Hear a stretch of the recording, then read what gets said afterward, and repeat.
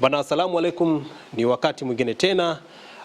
Kama tunajua ya kwamba kwa sasa hivi ukipita mitandaoni, swala kubwa ambalo linajadiliwa na linazungumziwa huko mitandaoni linalomhusu aliyekuwa shehe wa mkoa wa Dar es Salaam, Sheikh Walid, na mwanadada ambaye juzi kati zimeonekana video kwenye platform mbalimbali akizungumza maneno ambayo yanamhusu ama yanamlenga shehe wa mkoa. Na siku ya juzi tumeona taarifa ya shehe wa mkoa kusimamishwa kuwa shehe wa mkoa wa Dar es Salaam, na kaimu wake tumemuona. Shehe, asalamu alaykum. Wa alaykum salaam wa rahmatullahi wa barakatuh. Kwema? Kwema. Nadhani tunaliona hili ukipita mitandaoni linazungumziwa hilo, nikaona ni muda mwafaka nije kwako kama pia kiongozi wa kiimani kwa hiki ambacho kimetokea. Kwanza ndio maana sisi dini yetu tumefundishwa tunapotaka kumwoa mwanamke tutazame mambo makuu manne. Tuangalie uzuri wa mwanamke sawa, tuangalie mali ya mtu sawa, tuangalie tabia ya mtu sawa, lakini mwisho tuangalie dini yake.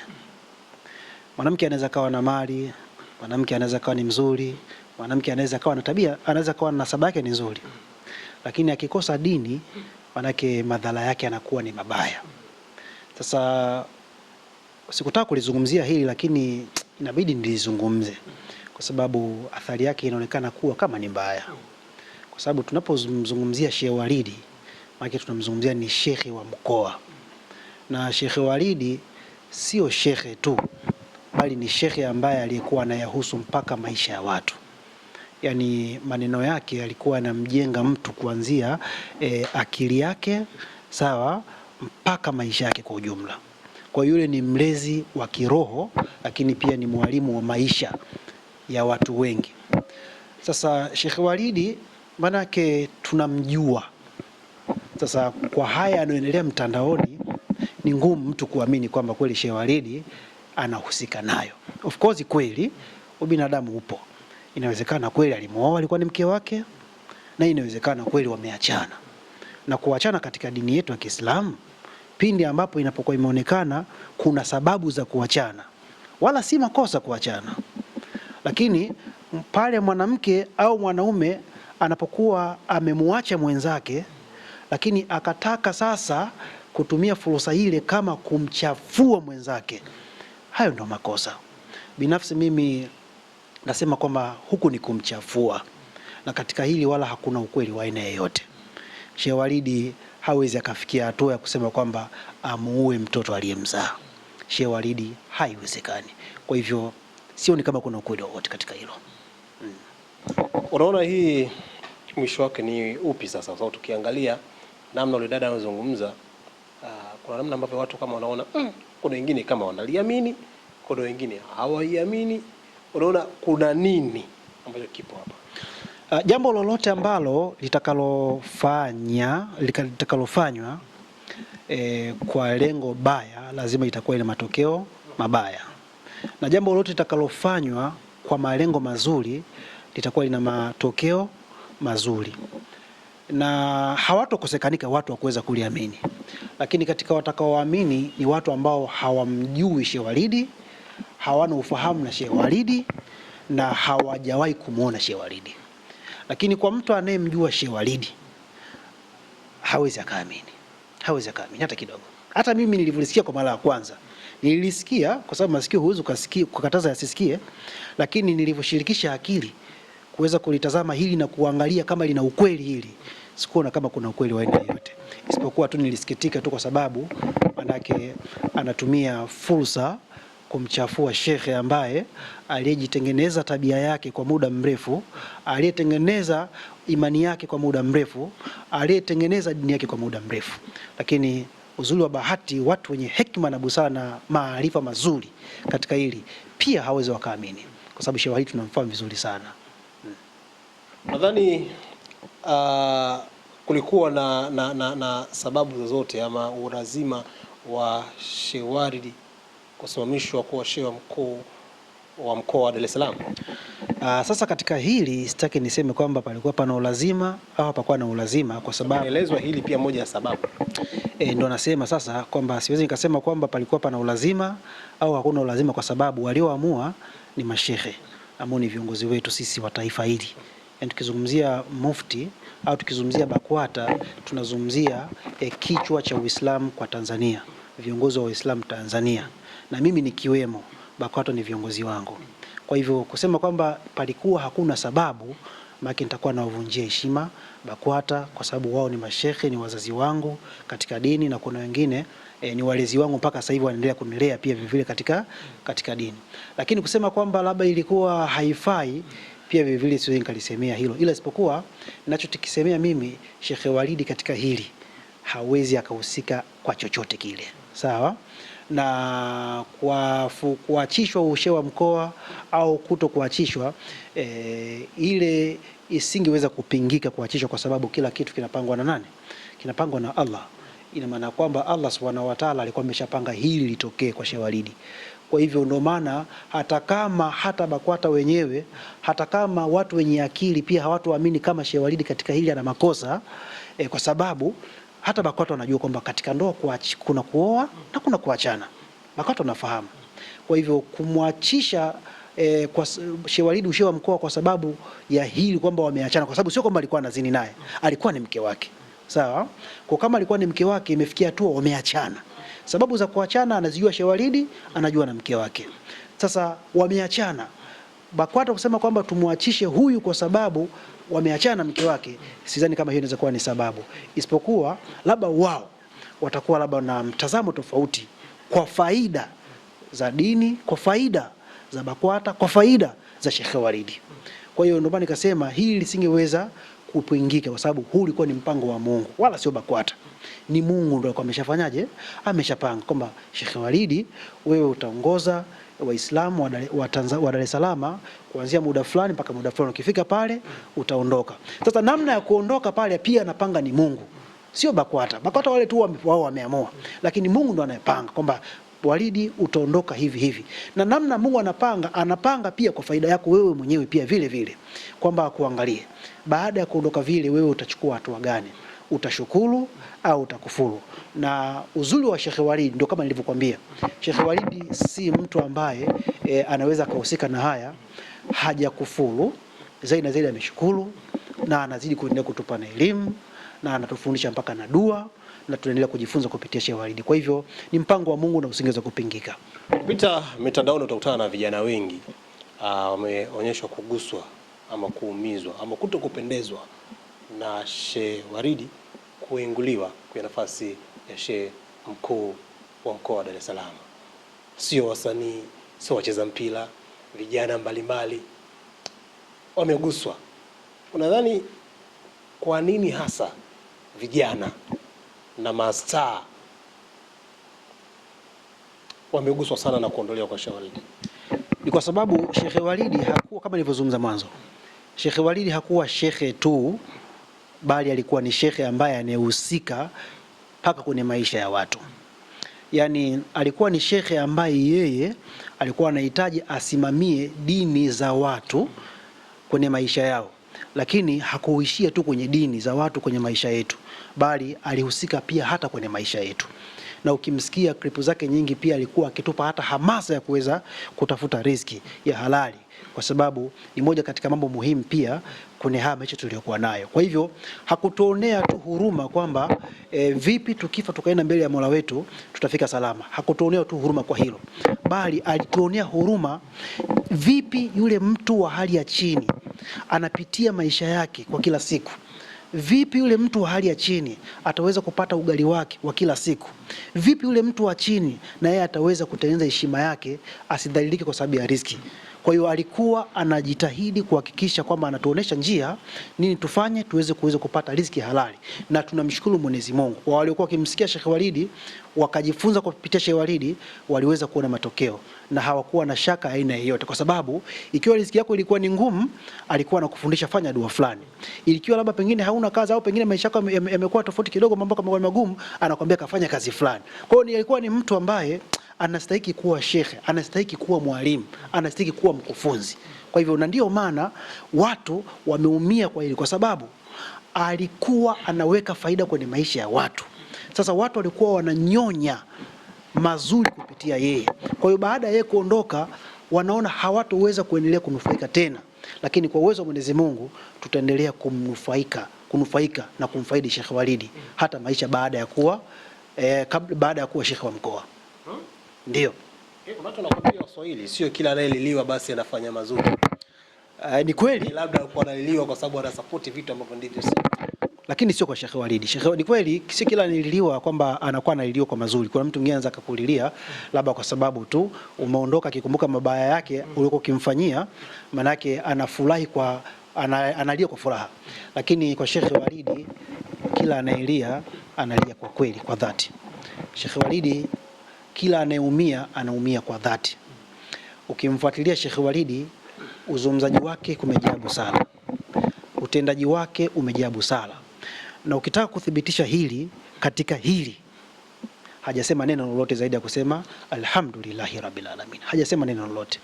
Sasa mtu anayeshukuru baada ya kupata msiba, huyu mtu ni ana nguvu za kiroho, ni mtu anayeweza akadhibiti asili yake, maana imani yake ni kubwa, takwa yake ni kubwa kuliko hisia na matamanio ya mwili wake.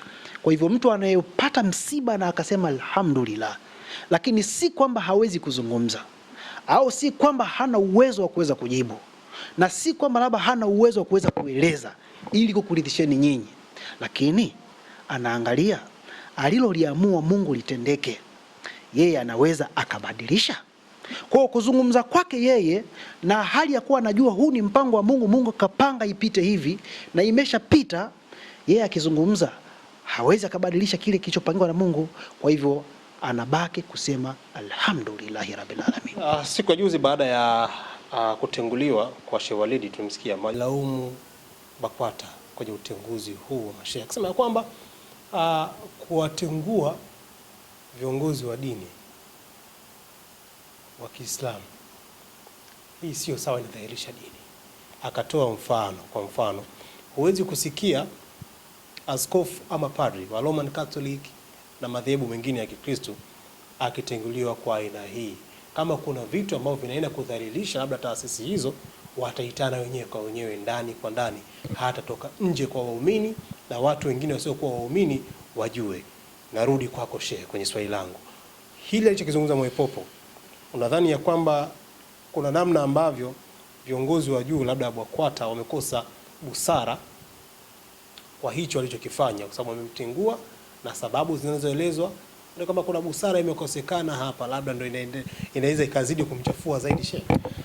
Mwaipopo alizungumza kama alilaumu BAKWATA alikosea, ila kama yalikuwa ni maoni yake basi nafikiri kwamba BAKWATA pia itayapokea, kwa sababu BAKWATA ni binadamu na wao si kwamba ni wakamilifu, na wanajua hilo pia. Mkamilifu ni Mwenyezi Mungu na wao pia wanalijua hilo.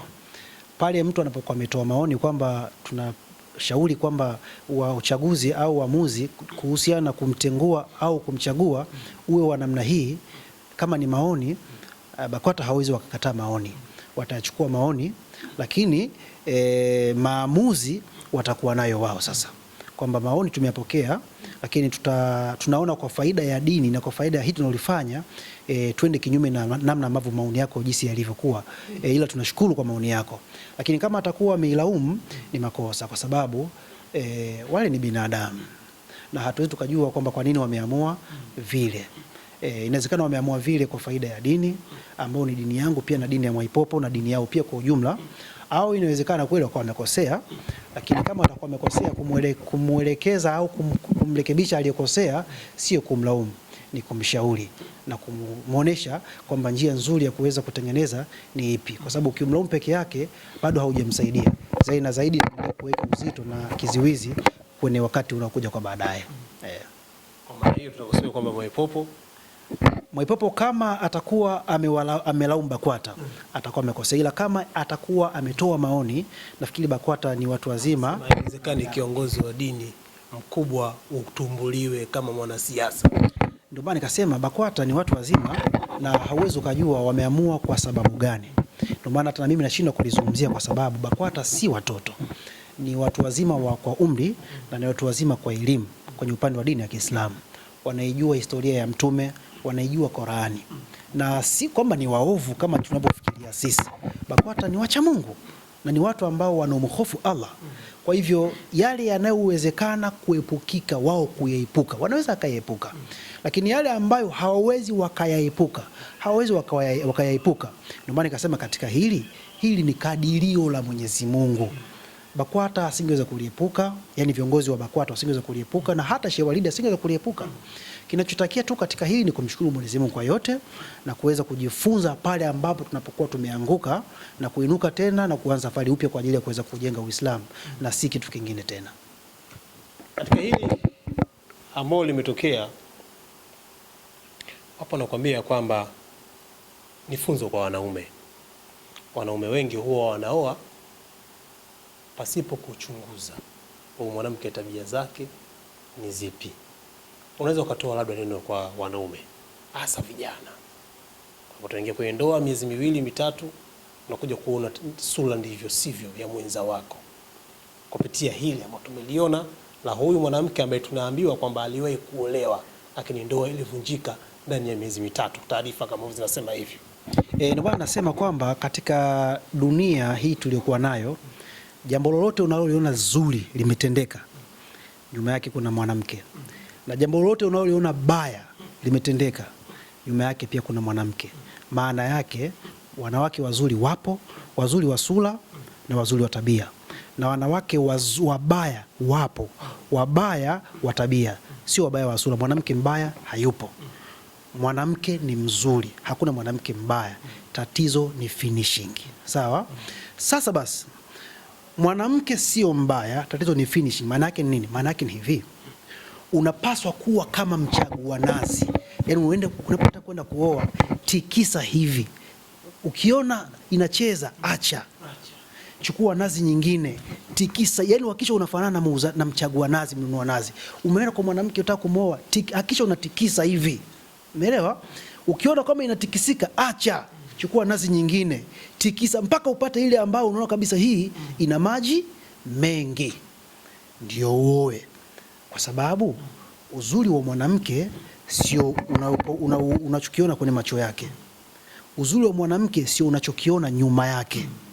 Uzuri wa mwanamke ni kile ambacho kilichopo kwenye maisha yake, yani tabia yake, ndio uzuri wa mwanamke. Sasa unapotaka kwenda kuoa mwanaume au kijana, jitahidi kuwa makini kwenda kumchagua mwanamke ambaye mtakayeendana naye tabia, mtakayeendana naye fikira, na mtakayeendana naye uchungu wa ndani, na mtakayeendana naye malengo.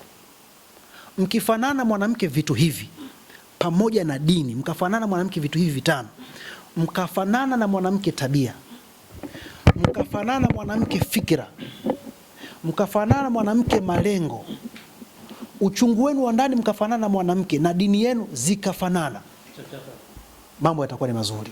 Yani hakuna kitu ambacho kitakachokwenda tofauti, hakuna kitu kitakachoharibika, na hakuna kitu kitakachokaa vibaya. Kwa hivyo ndivyo jinsi ilivyo. Sawa ndugu yangu?